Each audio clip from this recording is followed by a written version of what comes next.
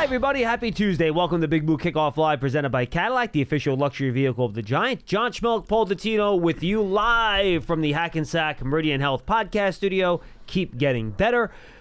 The draft, Paul, is just over 2 weeks away. We're at the 16-day mark, which is kind of amazing that we've gotten this far. It's gone really fast. The 30 visits are now going to be coming, fast and furious. We had the local pro day here already where the guys within a certain radius, mostly New Jersey and Connecticut guys, and Penn State is as far as it goes westward. Yes. We're in here. And now they'll start bringing these all-important 30 visits. And, some of these are confirmation visits, guys you like. You want to make sure there's no red flags. Other guys are guys that, we like the tape, but maybe some of the intel we've heard on these guys isn't very good, so we want to clear some of that up. So you can get a lot out of these 30 visits as you try to figure out exactly the type of guy you're getting. This isn't about the tape now. This is about figuring out smarts, intangibles, off-the-field stuff, what kind of teammate they're going to be. That's what these types of visits are for. And potentially a medical check. That too, yes. If that needs to be reworked again. Also, they do private workouts sometimes as well. They don't work out me, though. They don't want to see those results. No. Interestingly enough, I had double-checked with somebody last week because it came up during one of our conversations with a caller. Syracuse is not in the local radius. Now, if the guy was born here, yes, if he was born within the radius, he does count, but Syracuse is actually outside the radius. They are in the Buffalo Bills category in terms of your local, quote, local free visits that don't count against your 30. So John is correct. Penn State is within the Giants' radius for visits. Syracuse is not. Just to make that clear for the caller last week who wanted to know. Theoretically, you could get Tyler Warren and Abdul Carter in here and have a 30 visit with them without it counting towards your 30 visit, which is a good thing. So, yes. All right, now let's get to our guest. Today, folks, we're going to talk about prospects coming out of the University of Colorado. There are a couple guys that might go high in the draft if you haven't heard. And to talk about that is retired wide receiver Mike Pritchard, who is also obviously a Colorado alum, former sideline reporter for Colorado, knows the ins and outs of that program an awful lot. Mike, you got John Schmeelk and Paul Dottino here in East Rutherford, New Jersey. How you doing, man? I'm doing great, John and Paul. You guys? We're doing great. So let me get a feel for this first, because I think there's an outside perception of what Colorado is like with Deion and Shedeur and the cameras and all that stuff. Is perception reality, or is it? Because I've heard some people say, look, Deion's actually an old school coach. This is like an old school disciplinary type of football program. But then you got all the primetime glitz and glamour with it too. So what is it like to play for Deion, and kind of what kind of principles are at the bedrock of that Colorado football program right now? Yeah, it really is interesting. I mean, I think a lot of people's perception is their own reality sometimes, right? Because they don't really know. You just go off of what you see and what you try to believe. But, no, there's substance. I mean, anytime you have a turnaround like Deion has had, Coach Prime has had at the University of Colorado, there had to be some substance because my program was dead for a long time. I mean, it was Thelma and Louise dead off the cliff. And Deion got there, and you needed the flash, you needed the attention, you needed the spotlight in order to attract people, because there was nothing attractive about the program before Coach Prime got there. And in order to get the level of athlete, in order to get the commitment from the level of athlete that they did start getting, you needed to show them that was possible. And that's one thing, that's one attribute Shedeur Sanders has always had. He's been flashy, but there's been so much substance. I was teammates with him in Atlanta when I got drafted in the first round to the Falcons in '91, and there's so much substance to Shedeur Sanders, a player. Never took a rep off in practice. A hard worker, one of the hardest workers I've ever seen, and dedicated to whether he was playing baseball and football at the same time, and just dedicated to his craft and dedicated to being the best teammate. So that is around the program, that has been around the program, and that's the substance that I don't think people can discover because they're consumed by the flash, right? And they want to ingest digest the flash, right? They just don't want to look past that, because that's what the attractive feature is right now for the program. Mike, let me build off of that for 1 second, because we know Coach Prime and we know the list of high-profile guys who he's brought in. And obviously Pat Shurmur's a guy we know here from when he was coaching with the Giants as the OC out there in Colorado. From your perception, since the time he's gotten there, we talk a lot of times about how programs can make guys NFL ready and kind of prep them for that next step. And other big-time college programs, maybe not as much. How would you rate the Buffalo's program right now in terms of getting guys ready for the NFL? I think it's up there. You know, the history, the recent history, doesn't suggest that the players are going to, you know, an abundance of players are going to come out of the University of Colorado. But, you know, during my time, it was me, Eric Bieniemy, Alfred Williams, Kanavis McGee. You guys are familiar with Kanavis. I mean, with Chad Brown, we just had a string of players, Cordell Stewart, Michael Westbrook. We just kept having players. We just produced players out of this program. But it was a different way. You know, it was Bill McCartney, and we were all about winning championships and being the best players we could be in college. And then you get prepared for the league after that. Whereas, you know, Deion, he's attracted the players through the portal. And so when players are entering the portal, they're pretty much a free agent right there, right? So the expectation as these college players are entering the portal and looking for NIL deals and all that, so I think Deion is treating them as professional athletes. And so along with that comes expectations. So if I'm going to treat you like a professional athlete, then I'm expecting this from you. And so, yeah, I think Deion is prepping them to go to the National Football League. Now, are they ready? Are they ready physically? Are they ready mentally? That's up to the player, obviously. But I think Coach Prime and his staff has really approached college football with the notion that it's professional football, just open free agency. I mean, I think that's why Bill Belichick is back in the National Football League. He knows that model, right? He knows that model. So, you know, along with Mike Lombardi and everybody like that, they all know that model of free agency or scouting players. And so I think it's just the beginning. And Deion Sanders is starting to show the way, or actually started to show the way for a lot of people. Absolutely. All right, so let's get into that. Paul mentioned Pat Shurmur. You talked about getting guys prepared for the National Football League. You know, when I went and dove into the Colorado tape last year and this year, I expected to see a Pat Shurmur West Coast style offense, something that he ran in the NFL forever. That's not what the Colorado offense is. They run more screens than anyone. There aren't a ton of different concepts in there when you watch the passing concepts, Michael. So I guess my question for you is, why is that offense the way it is when all of us know that Shurmur does have NFL football in his bloodstream? Right. I thought the same thing, to be honest with you. I was excited about the West Coast because that's what I played in the National Football League after the run and shoot. But, no, he stuck with what Shedeur Sanders was used to. And that was, like you said, you know, the screens, the slip screens, the quick plays, and trying to get the ball out of their hands. I think they played towards their strengths with an offense. It's hard to completely change an offense to the West Coast style and all the intricacies that comes with that in an off season, especially when you have time constraints as well. So you add some concepts along the way if you can, and I think they did that. But for the most part, no, they stayed with the spread and they stayed with Shedeur out of shotgun running the football. It's something that he has been doing his entire time as a quarterback, really, if you think about high school from Jackson State to Colorado. So familiarity, I think, brings confidence in college, especially kids, and that's probably why he stuck that way. But moving forward, who knows what he's going to do? I mean, they got a dynamite player now, or a young freshman, but I think for the players that they had, they just wanted that continuity to see how successful they could be. Well, let's again build off of what you just said, because there seems to be such a wide variety of opinions about Sanders. There are still some people who really, really love him and think he should go very, very high.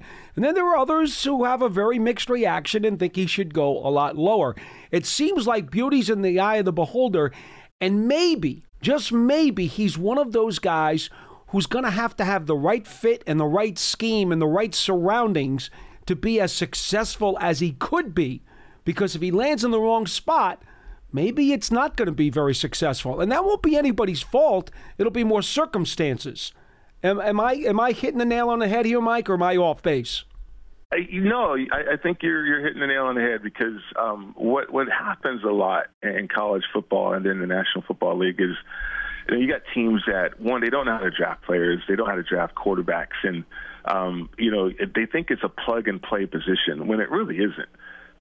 What's so special about drafting a quarterback is the fact that you can marry the play caller with that quarterback, and I think that's important. There's several quarterbacks in the league right now that were drafted very high, and they're going on their third and fourth offensive coordinator. Mm-hmm. That doesn't even make sense, right? But then you have a situation like Daniels in Washington where, Cliff Kingsbury was the perfect coordinator for him. And so he flourished and got to the playoffs as a rookie. Same kind of thing when you look at the quarterback down in Houston too, CJ. That was something that was special that first year. Now they're hitting some turbulence now, but that was special that first year. So I think, like for instance, the Giants, if they're entertaining a quarterback, it's important that if Dayball is going to call the plays, maybe not, who knows, but who's ever going to call the plays, that has to be a marriage, and they have to be on the same page. You can't have those frustrations. Like we saw, the last few years, it's been running hot between offensive coaches and quarterbacks, right? Whether it's Judge and running hot on the sideline, or sometimes certainly with Dayball. So teams in the National Football League that are drafting high, whoever they select, they have to be sure that they understand that player more so than be enamored or be wowed by the arm talent and the athleticism and all this other stuff. That's all fluff, really, to be honest with you guys. I mean, the substance is that relationship between play caller and quarterback. So, Michael, I want to ask you this, because this is kind of what my concern is with Shedeur Sanders. I think when he's in the pocket and he's on time and it's clean, he's accurate, he gets the ball where he needs to, he throws a nice deep ball. And look, I know we didn't get any favors from the Colorado offensive line this year. It was not great. I will be the first one to say that. But when I say when he's on time, and here's the problem. His average time to throw on passes that aren't screens this year was literally one of the 10 highest, I believe, in all of college football. And he's a good athlete, but he's not his dad, right, where he's going to run around like Lamar Jackson or Michael Vick. And I feel like when he gets pressure sometimes, he thinks he is one of those guys. The way he tries to run around, he runs backwards sometimes, and he backs up instead of stepping up in the pocket, and he holds the ball, and he gets flushed, and he invites pressure sometimes, which when you have bad offense line is very helpful. And I wonder how he's going to be able to handle the better NFL defenses and pass rushes when there is pressure, and how, with his physical skill set, again, he doesn't necessarily have that Josh Allen cannon where he can throw off his back foot across his body and rifle it 30 yards down the field. So how do you see him? Because the odds are he's going to get drafted with a team that's probably not very good if he gets drafted high. That's why they're drafting high, right? So how do you think he's going to adjust to that part of the NFL where it's just part of the life of a quarterback where you have to be able to successfully deal with pressure? It's an interesting question, and hopefully I'll have a good answer for you because, there's so many different variations of that. I'm fortunate because I played with 3 Hall of Fame quarterbacks in the National Football League. Brett Favre, I started with him when he was in Atlanta. He caught a few passes from him, and then certainly John Elway and then Warren Moon, right? Yes. So I got a pretty unique perspective on this. I think Shedeur Sanders, does he have bad habits? Yes. And that certainly is a product of the offense he was in and the players that were around him as a quarterback. And the reason why he has bad habits is because he's already a pocket passer. He wants to stand in a pocket. He's tough that way. He wants to deliver the football from the pocket. He's most uncomfortable escaping a pocket and trying to run around and do something because he doesn't want to do that. He's a pocket passer. A lot of guys, Peyton Manning would self-sack. Eli Manning, he wasn't the guy that would run around either, right? He was a pocket passer. Yep. And he looked awkward trying to do stuff like that. But were you effective again? And here's where it gets complex for me because Kurt Warner got to New York, and Kurt Warner didn't play well in New York. But then he goes to Phoenix or Arizona and then becomes a Hall of Famer, right? And this was after his career with the Rams. a lot of times it's scheme. A lot of times it's do you understand what that play caller is trying to accomplish, trying to do, and does that play caller understand me? You can go on and on. I remember this vividly when it was after 2 Super Bowls, and Eli Manning had a dunce cap on his head on the front page of a paper out there. And this was after winning 2 Super Bowls because of how he was operating in the pocket. And you're wondering, okay, what's going on? He's throwing interceptions. He's not playing like he was when he won 2 Super Bowls. And what's going on with Eli Manning? But again, it's the changes and certainly the development, or not development, but your circumstance at the time as quarterback. I go back to what you understand about a player and what that player can do. And if you understand that fully, you'll understand how to put Shedeur Sanders in the right situation. And because if he's in the right situation as a pocket passer, he's deadly accurate. He does have great arm strength. He does have unbelievable anticipation. But most important is that he has the pedigree to handle being an overall number 1 pick or a top 5 pick. And then certainly the expectations that come with that. And then certainly the market that he would go in. Like his pedigree, he's from privilege. His dad, he was raised with a silver and a gold spoon in his mouth, if you think about it, right? But yet he's still a hard worker. He's still a dedicated player. He still wants to be the best player he can be. So he has, I'll go back to this word, he has the substance that you would want. But then he also has the ability to handle the spotlight better than other players at that position, certainly in New York, whether you go Daniel Jones or whomever. Phil Simms was one of those guys that was just a hard-nosed player, right? And it could handle that. Mm-hmm. And it was perfect for the Giants. And I think the Giants have struggled in terms of finding the pedigree more importantly than finding a guy with great arm talent or somebody who can stand in the pocket or not run around and try to do something and make a play out of nothing. I mean, I think Shedeur will in time break the bad habits because he's going to be coached by professional players and professional coaches, and in time he's going to turn into that player that I think everybody wants him to turn into. All right, final question on Shedeur, Mike, and we're joined by Mike Pritchard, former Colorado NFL wide receiver. And then Paul will hit Travis Hunter for you.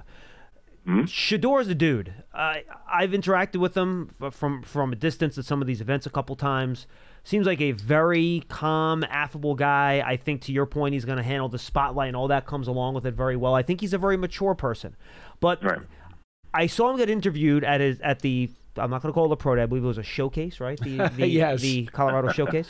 And he talked about how, like I was almost like half the team's general manager. Like I was picking out the players to come play with me, and I had a lot of help. And I was talking to my dad about who I wanted here, and we brought those guys in.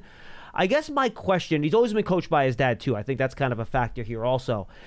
Yeah. How is he going to handle not being coached by his dad, but also when he shows up to these NFL teams, like he's not Shedeur Sanders anymore. He's like, all right, rookie quarterback, you go earn your way in and you do that thing. So it's going to be a little bit different, I think, for him. To your point, he comes from privilege, right? He's a guy that, he's been flying on private jets his whole life, right? So how do you think he's going to handle that part of the National Football League where, all right, well, that ain't your coach anymore and you're not picking the players that are come here. You're going to do what we tell you to do and you're going to like it. Yeah, that's interesting, too, because I think in the beginning you have to earn those stripes, right. Certainly as a rookie. But in time, if you do become that CEO of the team, if you do become the face of a franchise, you do have the power to say, hey, I want to play with this guy or I don't want to play with that guy. I mean, Josh Allen up in Buffalo, I mean, why was Diggs gone, why are different players up there in Buffalo? I think as a quarterback in this league, and I know this for a fact, you do have some influence on who you play with. Sure you do. Brady. Absolutely. Yeah, exactly. I mean, Peyton Manning would tell these coaches, I'm not playing with that player. I'm playing with this player. This is who I want. But you have to earn that. Right. To your question, Shedeur will have to earn that. But he already knows that, though. That's the beauty of it. I think, once you earn the right to be that type of quarterback, whether you're Patrick Mahomes or whomever, in terms of trying to select the players that you feel most comfortable with, you certainly have to establish something. But at some point, and once you establish that, the fact that you already know how to do that, I think, is another plus. And the side for Shedeur Sanders that way. So he's far ahead of the development standpoint because of, like I said, the mental side of it all. Now he just has to prove that he can play physically in the National Football. And once in the National Football League, once he does that, I think it's just going to become more and more natural for a player like Shedeur. Mike, I'm so glad we have you on today because you played at the highest level and you have a similar, not exactly the same, but a similar frame and build to Travis Hunter. You also played wide receiver, which is one of his two positions. Right. So you know the huge debate that has been rocking the entire football world since, well, I guess probably the middle of last season when everybody figured out that he was going to win the Heisman Trophy was receiver or cornerback. Where is his max at each position, and how would you utilize him coming into the NFL? Wow, he's a player that unlike any other player I've ever seen. And like I said, I played with Dion and playing two sports and just a phenomenal athlete. Dion had some run at wide receiver too a few times, but primarily a defensive back. Travis Hunter, he is just a football player. And you could put him on the field at any moment, at any time, and he can make a difference. And that's how I would look at him.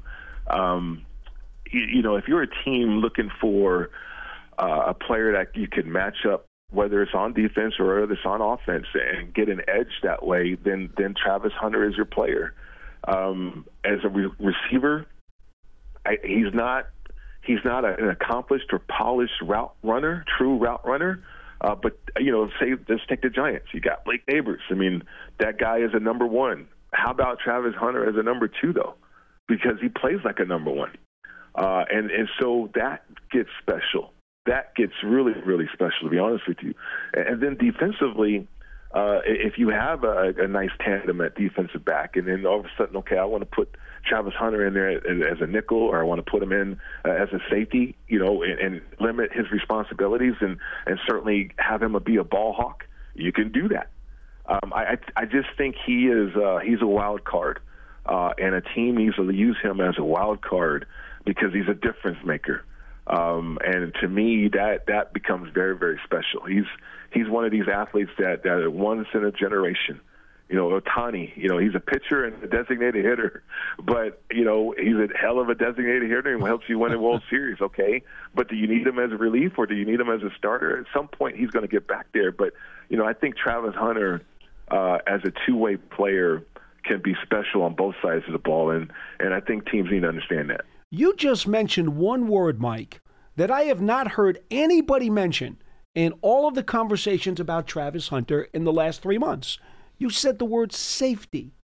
Mm-hmm. So you see him potentially having some safety skills to be utilized, let's say, in a dime package when you went with 6 defensive backs and said, okay, you be the third safety.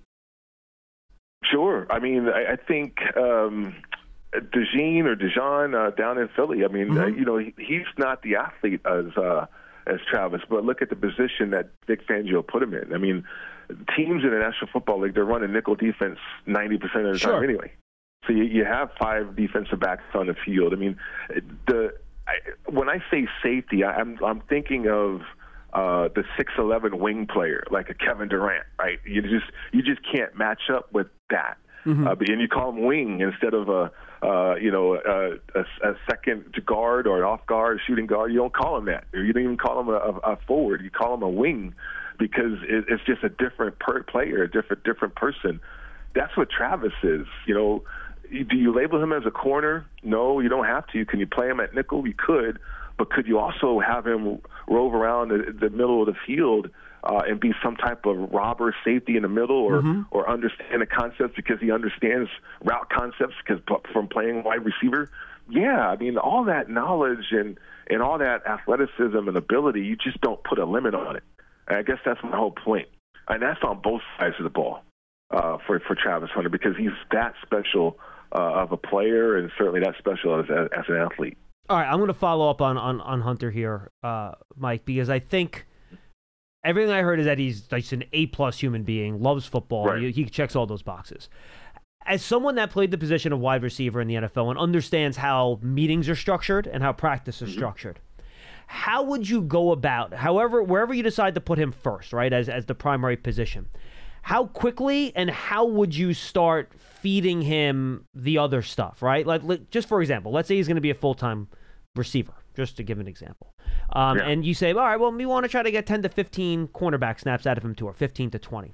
How would you do that? How quickly would you have him start learning cornerback stuff? Would you wait till you think he has the wide receiver stuff all figured out? How would you work it with stepping out of the wide receiver meetings to go into the cornerback meetings, getting out of reps at wide receiver in practice to take DB reps?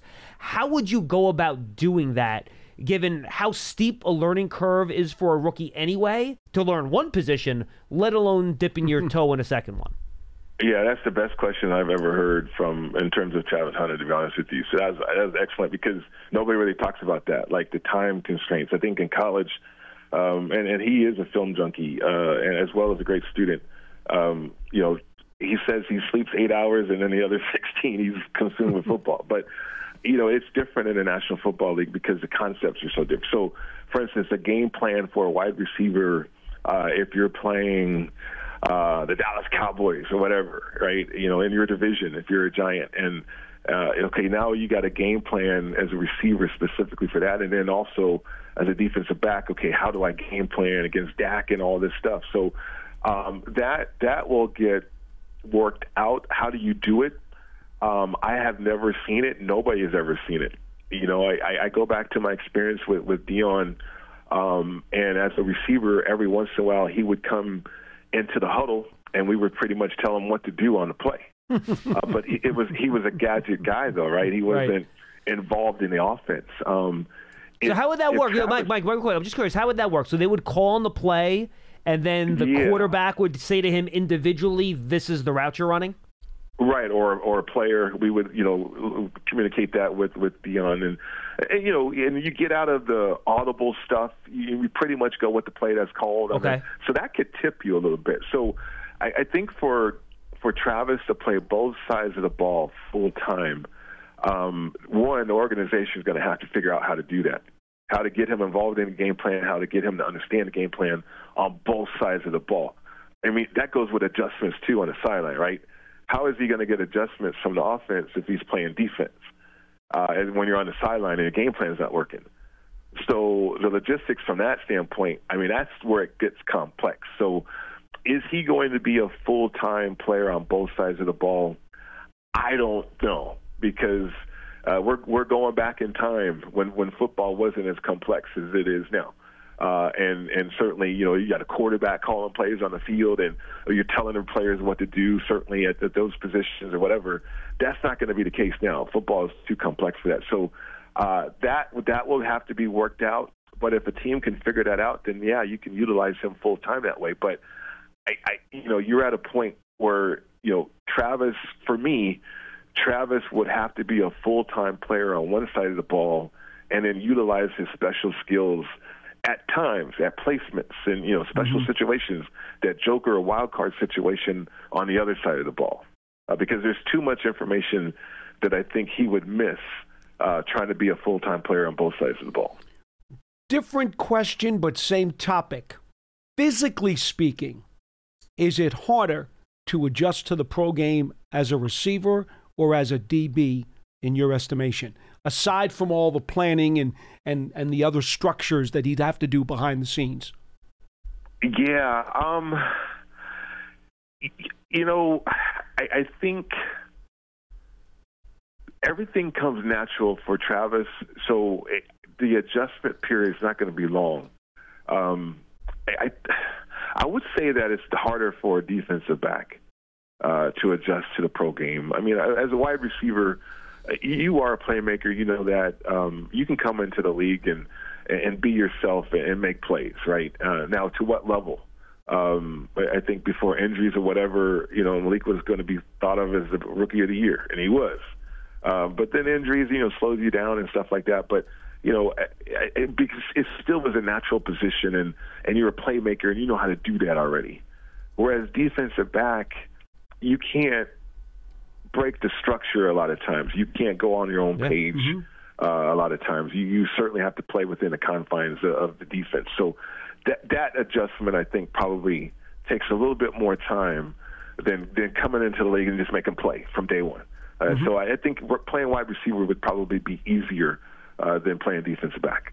Awesome. Final question, Mike, and we appreciate all the time. You give us some great insight on these guys. The other wide receivers, pretty good players that are at Colorado. Kind of just run through those guys for me. You're a former wide receiver. Which ones of those guys do you like and why? Well, I mean, I love Jimmy Horn Jr. I really do. I love his game. A lot of people are going to look at his size and have question marks, but and then certainly he got banged up a little bit in the course of his career at Colorado and certainly in college. But he's a playmaker. I love his competitiveness. He's like a Lockett, or he's like one of those other little slot guys that you just can't find sometimes, and he makes some plays. LeJontay Wester is another speed guy who can make some big plays for you. He's probably a number 3 guy in your rotation, if that, or maybe number 4. But Jimmy Horn, I'm rooting for him. I just love his story. Will Shepard, though, is a player. I don't know who's going to draft him, but he's 6'3". He's everything that you would want in a receiver from a build standpoint, and he's also unknown. But he's a worker that I think can earn a starting position in the league at some point. He's got everything you need as a wide receiver, but just experience, but he's got abundance of confidence. And he's a player that's going to make a roster in the league and really start to turn into a special player in about 3 or 4 years. Awesome. Mike, tell the folks anything you're up to, anything you're doing that you want them to know about. Well, I'm in off season, in the lab, getting ready for the regular season. I'm an NFL analyst. I'm on DraftKings. I'm all over the place, ESPN, everywhere, NBC. So just a football analyst, retired player, and you can find me on Twitter. But just in the lab, curious about what's going to happen with the draft and get ready for the upcoming season later this year. Besides Hunter, do you have like a favorite pet wide receiver that you've watched getting ready for the draft that you like? Why aren't more guys talking about this player? Not really. This class of receivers is not like what we've seen lately, right? I mean, it's been incredible for what we've seen enter the league at that position. So nothing really standing out from that standpoint. I think this draft has so many players. It's a deep draft. But I'm curious to see now that the value is back on the running back position, and I hate to bring that up on you guys' show. It's okay. But because of the value is back on running backs, I am curious about how high Ashton Jeanty does go this year in the draft. I appreciate it. Mike, good stuff, my friend. We'll talk soon, and enjoy the rest of the offseason. Thanks, Mike. Hey, you guys do the same. Thanks a lot for having me. Appreciate it. Mike Pritchard, former NFL wide receiver, obviously with the Falcons, a bunch of other teams as well, and now covers the National Football League and very familiar with that Colorado program. Good insight there from Mike. Really good. As a receiver, you could talk about a quarterback, talk about a corner, talk about a receiver. So I thought it was a good guy to talk about some of those players coming out of Colorado. I think we got some good insight. Yeah, he brought an awful lot of perspective on both of those superstar prospects that Colorado's coming out into the league with. I think the one thing that I was really interested in terms of the Sanders conversation, and you guys know, I would not pick him at 3. And by the way, let's open up the phone lines here, too, yes. Paul, 201-939-4513. We have open lines to give us a call. We'll take them for the next half hour. I thought it was interesting how, and again, beauty can be in the eye of the beholder. He didn't seem to have much trouble with the arm strength stuff. Now, you watched the pro day as I did last week, right? Fine. We both watched it. It was fine. I thought it was okay. Should have reminded you of a lot of those short passes had the patented Eli wobble on it. Yeah, that's true. That's true. See, the thing that troubled me more, and it wasn't even the pro day, although I watched it, and you saw the same thing. I never take pro days. No, but you saw the same thing about the character of his throws that you saw in the video that was released by Jordan Palmer, the quarterback's coach. I did not see that video. Okay. So what do we got? It was a couple weeks ago. Okay. He put out a video. He was working with Ward and Sanders simultaneously. Mm-hmm. And the video that went out was both guys were working side by side, and they were both told to throw the same route. The difference in the ball, because the way that Ward spins it, the way it comes out. It comes out quicker. It comes out with more zip. It comes out much tighter and is easier to catch. It spins. Yeah. And quite frankly, even the 15-yard ball was hitting the receiver's hands before Sanders's was because he didn't have quite the zip on it. No, I agree with you. I'm not surprised by that. I didn't see that video, but all that would make sense to me. Exactly. And when I watched the pro day, I saw the same type of ball. That's what Sanders' ball is. And that's one of the things that a lot of people, when they say beauty's in the eye of the beholder, there's a lot of guys who will just look at that ball coming out of those two guys' hands, and they will say, wow, one guy is up here and the other guy is just down here. I'll tell you, I thought his deep ball looked better at the pro day than it did on tape. The deep ball at the pro day was very nice. Russell Wilson-y, actually, with the way he was putting a lot of arc on that thing. Yeah. Very Russell Wilson. Well, the problem, though, was that, and this is where it comes into, and this is why I asked Mike that question, when his feet aren't set and he's sliding around a little bit, the deep ball doesn't look that way. Well, because he doesn't have the arm to do it. When I went back and I watched all of Travis Hunter's targets, do you know how many deep balls where he had a step or two on a guy and he had to slow down to catch the ball? It happened all the time. Now, watching the pro day, you wouldn't think that. His deep ball looked great at the pro day. But on tape, that happened a lot. Why do you think Travis Hunter had all those spectacular kind of one-handed jumping catches? Oh, there's no doubt. He bailed him out. A lot of time he was, a lot of times you talk about throwing guys open. You can also throw open guys into coverage. Yes. And there was some of that on the tape. You've heard me say a billion times over the last 10 years here, help out the Giants quarterback. Guys, make a play for him. Win the 50-50 ball. Go get it. Right. Attack it. And Travis Hunter does that. Like I said to you, to me, that's my favorite word for him, is that he attacks the ball. His ball skills, flexibility, and hands are off the charts good. But see, this is why the arm strength thing, and I know a lot of people downplay arm strength, and they go, well, of all the traits that a quarterback has to have, arm strength is not one of the higher ranking priorities. And I understand when people say that, right? Because you got to process, you got to know what you're doing, you got to have a firm grip of the game plan and everything else. You got to be reactionary and instinctive in the pocket. I'm not saying that stuff isn't important. But the arm strength, don't underestimate the arm strength. And one of the reasons why I still hold it very high is because of that very case you just talked about, John. When things aren't perfect, when you don't have an incubator situation as the quarterback, your arm has to be strong enough that you can get the ball out and give your receiver a reasonable chance to make the play. The arm strength to make up for the bad things going on around you. Yes. And we see that with like Jordan Love, for example. You watch the Packers play. His footwork is still a mess. Yes. Like, he's all over the place. He's fading away. He's falling backwards. But he can fire it. But he's got a freaking cannon, so he can do that stuff. If you don't have that, you have to be perfect with your mechanics and all that stuff, and I don't think Shedeur is there with that yet. Could he get there? Absolutely, but I'm not sure he's there yet. And that ability to make some of the off-schedule plays, and we're not just talking about with your legs and being on the run. We're just talking about under duress, not being able to set, throw, and have all your mechanics correctly. If you've got arm strength, you can actually make productive plays with that power that's in your arm and that zip that's in your arm. Sanders does not have that right now. I'm sorry. I don't know that you'll ever get that. So that's one of the detracting things for me. No, I think it's fair. All right, guys, what are we doing here? Let's get on the phones. 201-939-4513. You didn't want to call up after polling yesterday? Call up today. We got open lines, talk some draft. We got only 2 weeks till the draft. Let's get in, talk some football. So check out Giants Total Podcast feed, by the way. Now it's the Giants Podcast Network feed on your favorite podcast platform. Go to the Giants app, giants.com/podcast. We've had some, I'm not trying to pat myself on the back, but I think we've had some really good episodes, mostly because of the editing that Pearson's done. He's really, they were bad, and he made them fixed special. Them up nice for you. Yes, he really bailed me out. I had some really bad questions in there, and he just moved my words around, and he made everything made sense for me. So a lot of good stuff up there. Mike Renner, who's a friend of the program, he's been on with us a bunch. He's now with NBC. I'm sorry, he's with CBS. Apologize. He's with CBS. He joined us. That interview was awesome. Matt Miller from ESPN just went up. That's awesome. Is CD up yet, Pearson? He's up on podcast. Podcast platforms, but not on video yet. Charles Davis just went up. I did almost 45 minutes with him. That went up there. Did he still hold firm to Jackson Dart to the Giants at 3? No. He admitted that he was just messing with people. He was. See that? I told you he was.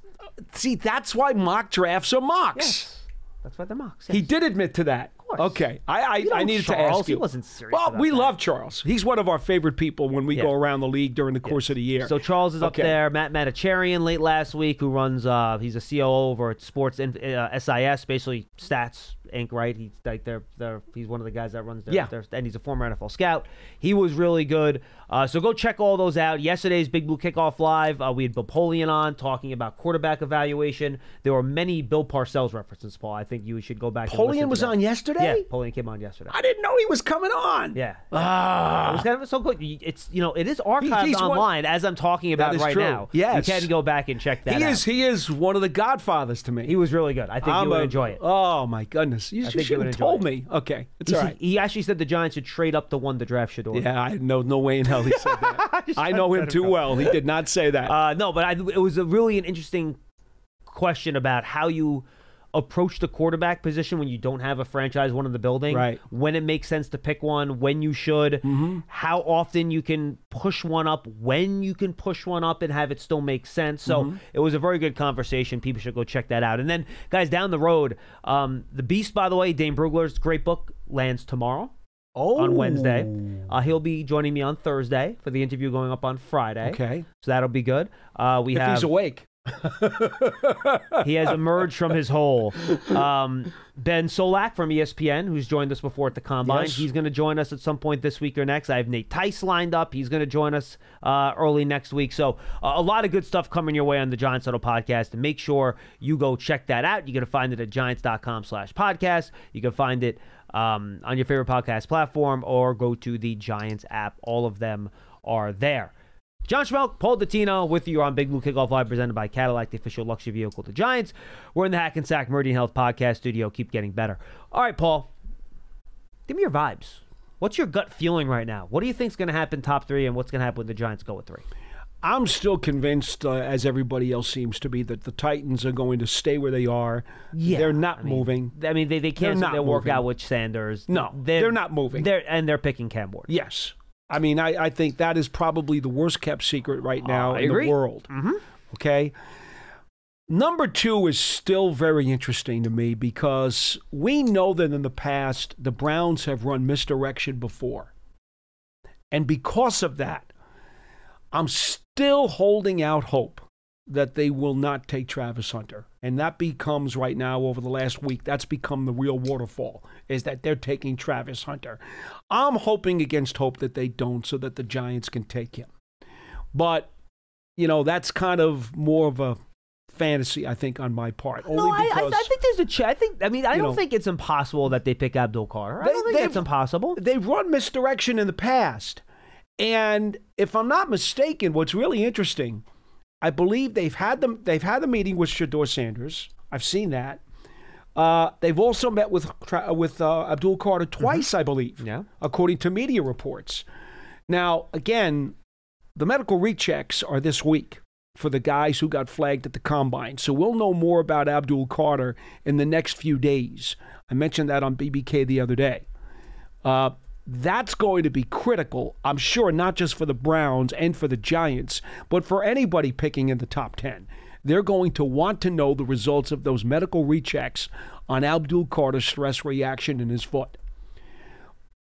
I'm still of the belief, and I've talked to some more people over the last 4 or 5 days, if Hunter gets taken at number 2 and Carter's medicals check out, the Giants obviously have to take Abdul Carter, and they'll be ecstatic. If those medicals don't check out... Well, look, but here's the thing. I'm sorry for interrupting, but there are different levels to medicals not checking out. What if the Abdul Carter medical... And, guys, I'm just doing a hypothetical. I don't know anything. Don't, aggregate this. What if the medical comes back? All right. Look, this is an issue. He's going to have to get it taken care of. All right? We might not see him till week 3 or 4.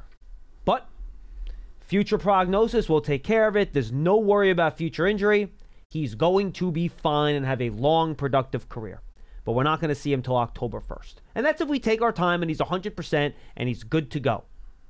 Would you still take Abdul Carter 3rd? Yes. So would I. Okay. I'm just throwing it at you. You know. Now, Okay, that's scenario one. Let me put my Ronnie Barnes jacket and tie in and give you scenario number two. When I say, well, let me make this clear to you first. When I say if medical says okay, what I'm saying is they don't put up the red flag. Okay, so that was my second scenario. If they come back and they tell you, look, we think he doesn't need surgery, he can go, but this thing can go at any time. And feet, or it's a problem. That's a no-go. You never know. That's a no-go for me. Okay. That's why I asked the question. Yeah, that's a no-go. That's a red flag. So then where would you go? That's not a yellow flag. That's a red flag. So then where would you go? I have done some investigating. You asked me to do this a week or so ago, and you said, you're not going to get anything. You're not going to be able to move down. Oh, gosh. You can't move down. Not another No, you can't move down. Okay. I've done the investigation. You can't move down. Cannot I think move down. you can if Hunter or Carter are there, but I think once those two guys are gone, you can't move down. Here's the problem. And you don't want to trade out of those two guys, so it's not going to work. Right. Now, the only possibility, Pearson, I hope your headphones are working because you're going to want to hear this, okay? My people tell me that it's not Hunter that the Patriots are looking for. They actually want Will Johnson. I think they could trade down the Patriots. Do you mean Will Campbell? Will Campbell. Yeah. I'm sorry, not Will Johnson. See, they want Will Campbell. You need your mic, not just your headphones. Exactly. You had exactly. They want Will Campbell, the left tackle. My people are telling me he is their number one target. They want Will Campbell. I mean, it shouldn't be a surprise that they want an offensive tackle. Well, because they got May. They need to protect the kid. Yes, of course. Okay. And he got shellacked last year. Now I know you've been wanting Travis Hunter for them, and that's fine. But he's not going to be there for the Giants or the Patriots. Okay. So now here's the only I tried to cook up a trade scenario. Ooh, okay. And the only thing that I could cook up. You think they're going to trade up for an offensive tackle? Hold on. The only thing that I could come up with, all right, is this. When by the way, when Paul admits it's a reach? It's a reach. It's a reach. I know. But we're talking about hypotheticals here and possibilities. Sure. So if you're the Giants, and let's say there's a red flag on Carter, okay? Mason Graham has got to be my next player that I'm going to choose. There's no end ifs or buts about it. I'm taking Mason Graham. But if I am strongly of the belief that the Patriots want Will Campbell, the left tackle, and they're like, absolutely, from what I hear, they're hook, line, and sinker. That's the guy they want more than anybody else in this draft. They want him badly. I would make that phone call, and I would bluff them. And I would say, guys, you want to move up a spot? Well, we're getting some calls, and there are people who want this pick. We'll be glad to flop spots with you. What you say you give us a 3? How about a 4? Well, I'm looking for a 3. How about a 4? Well, we could talk about it. We could talk about it. I'll tell you, I'm going to be Elliot Wolf here and say, okay, no, I'm not giving you a 3, but I'll give you a 4. Yeah, but you see, here's the thing, right? I'll start with asking for 2, which you're not going to want to do. And you're going to ask for a 4, and I'm going to say, okay, and then we're going to wind up meeting in the middle at the 3. Or we'll wind up flopping picks somewhere else in the draft. One way or the other, I'm going to try to squeeze the Patriots to move up one spot so that they can get their tackle, and then I can get extra draft capital. You really think and draft Mason Graham at 4. What team are you scaring them with where you're saying, well, this team is going to trade up for a tackle? Which team are you scaring them with? Could be any team. Oh, no, you have to have a credible You want a credible team. one? All right, hold on. Let me give you a credible team. How about the Jaguars at 5? I was going to say the Raiders. They're going to need some pass protection. I think they need weapons. They need more than that, too. The one flaw receivers. is that there's still Armand Membo at the back of that top 10. Pearson makes a good point. Teams. If they don't get Will Campbell, they can always just draft Armand Membo. I think it's great. I said I'm going to try. Nah. I didn't say they're going to do it. In fact, I don't. Funny. Back to my original premise with you 5 minutes ago. I did the investigative work on this, and I don't think there's going to be a trade down because I don't think anybody is going to pay the price that's worth making the move. And the only reason I even consider the Patriots is because it's one spot, and they're not going to take Mason Graham. That's the only reason I even really tried to focus on that spot. So that would, by the way, be my next guy for the Giants too. There's no doubt. I'll be honest with you. I would be tempted to pick the tackle. Understood. Like, if you Or if you draft Will Campbell, if you want, you can start him in at left guard if you want. Slide Runyon to right guard, Illuminor at right tackle. You could do that. I don't know if you want to swap him around, or you could just drop Membo and drop him in a right tackle, slide Illuminor into guard, then you have your backup tackle situation squared away, though Joe Shane seemed pretty confident in James Hudson when he spoke about him at the owners' meetings. Yeah, he did. That would be the only other place I would go. I really like Ted McMillan for the Giants. I would not pick him that high. No. I mean, Ashton Genty has the grade for it, but we're not going down that road again. No, folks. no. I like both tight ends, but I don't like them that high. No, it's pretty simple. It's really pretty simple. Seriously, do me a favor. Call the call number. I just got a DM from one of our listeners saying they're trying to call in and they can't get through. So why don't you call the number? Make sure maybe something got unplugged or something like that over there. Just make sure everything's working. In any event, so back to your original premise. I don't think the Giants will find a compatible trade partner to move out of the third spot. That's the bottom line. So I would stay at the 3, and if there was a red flag on Abdul Carter, I'm simply taking Mason Graham, and that's the end of the story. Keep talking. I'm trying to fix this. Okay? In any event, and oh, by the way, we should tell you folks, if you didn't get the email or the alert from the Giants and their website, we will have expanded draft coverage throughout the entire course of the week. We'll have Wednesday night BBK. We'll have a Thursday night BBK, a Friday night BBK, a Saturday afternoon BBK, and then a Sunday morning BBK.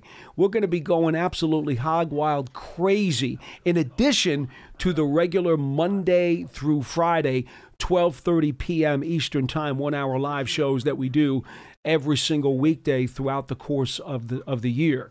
So we're going to double up, and we're going to go pretty much hog wild crazy for 5 days during the course of this draft. Again, when you're picking third overall, that's the kind of thing you have to do, right? Because you guys want to talk about it.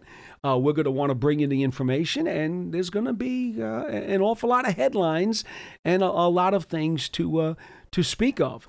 I will say this. Here's what's funny about all of this, for me at least.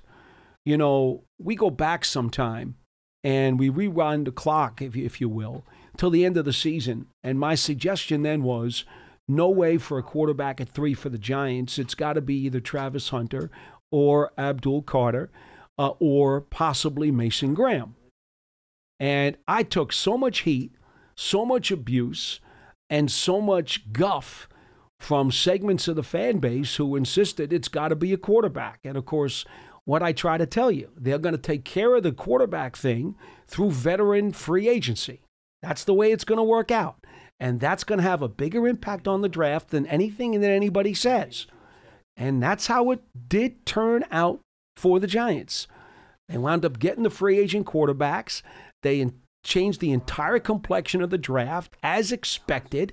And now they don't have to take one at 3, nor will they.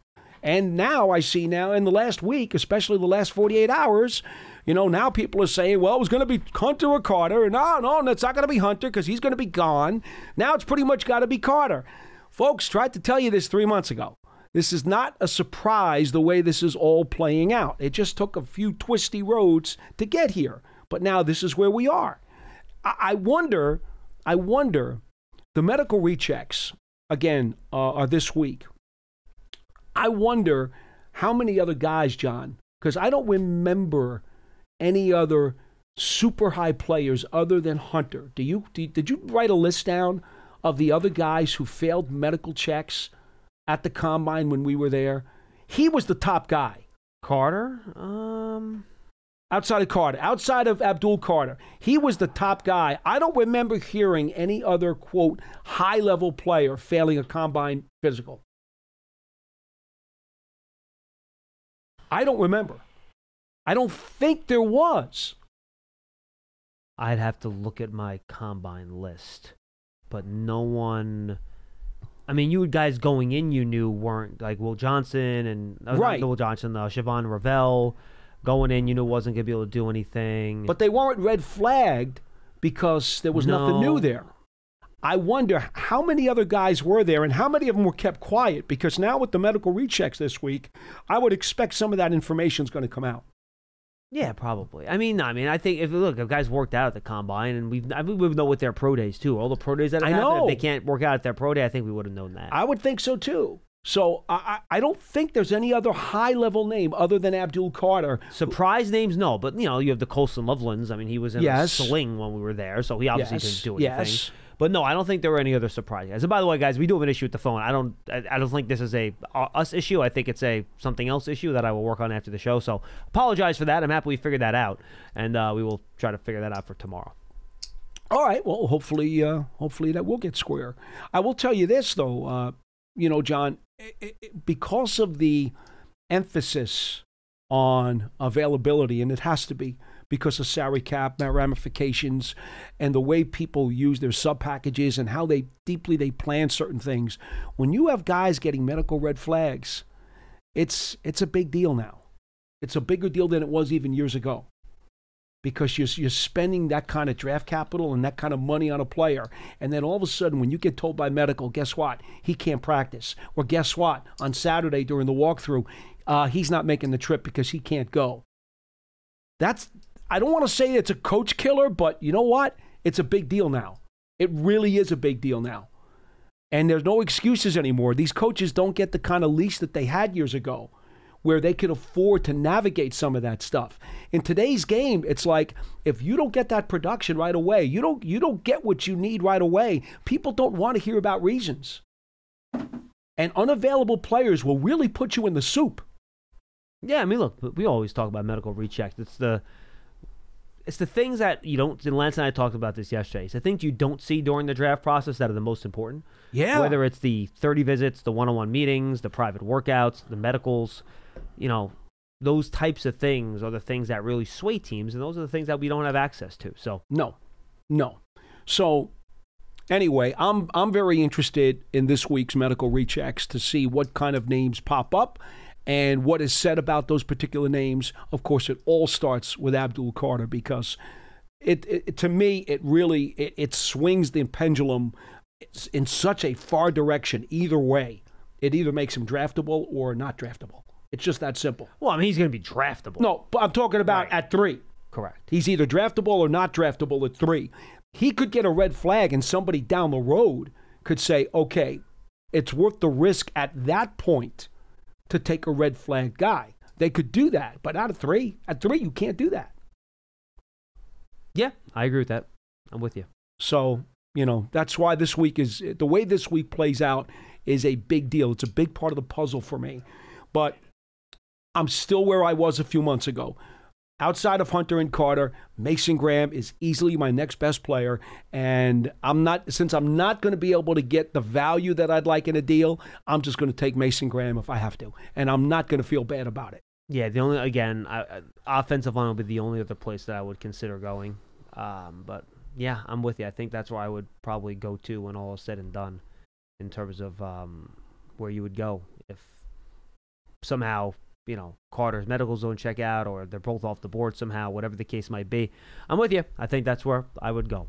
All right, Paul, good stuff, man. Tomorrow, I believe are you at SciTac tomorrow? I think so. Okay, and then is tomorrow what are the Ole Miss tomorrow? Tomorrow is Wednesday. We're empty tomorrow. You're empty Ole tomorrow. Miss is on Thursday. You might, if you don't have the phones up, you might have to move somebody up, so I'd be prepared. Okay. We will check on that. We'll work on that. All right, for Paul Dottino, I'm John Schmeelk. That's Big Blue Kickoff Live presented by Cadillac, the official luxury vehicle of the Giants. We'll see you tomorrow at 12:30 from the Hackensack Meridian Health Podcast Studio. Keep getting better.